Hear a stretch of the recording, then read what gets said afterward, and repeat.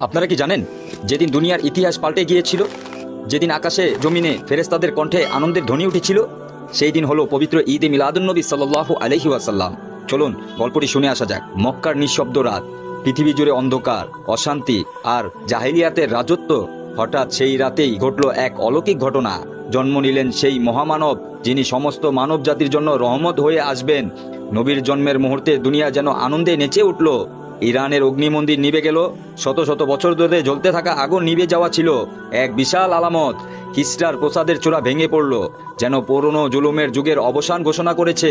আরবের মরুভূমি ভরে উঠল রহমতের আলোয়। ফেরেশতারা আনন্দের সুরে ঘোষণা দিলেন, আজ দুনিয়ায় এসেছেন শেষ নবী, যিনি হবেন সমস্ত জাহানের রহমত। ঈদে মিলাদুন্নবী শুধু একদিনের আনন্দ নয়, বরং এটি সেই দিন যেদিন আল্লাহ আমাদের সবচেয়ে বড় নিয়ামত দান করেছেন। তাই এই দিন আমাদের জন্য কৃতজ্ঞতা প্রকাশের দিন, ভালোবাসার দিন, নবীর সুন্নাহ মেনে চলার প্রতিশ্রুতির দিন। দর্শকদের উদ্দেশ্য বলতে চাই, আসুন আমরা সবাই এই মহান দিন উদযাপন করি। নবীর প্রতি ভালোবাসা, দুরূদে পাঠ এবং তার সুন্নাহ আঁকড়ে ধরে। এটাই হবে প্রকৃত ঈদে মিলাদুন্নবী সাল্লাল্লাহু আলাইহি ওয়াসাল্লামের আনন্দ।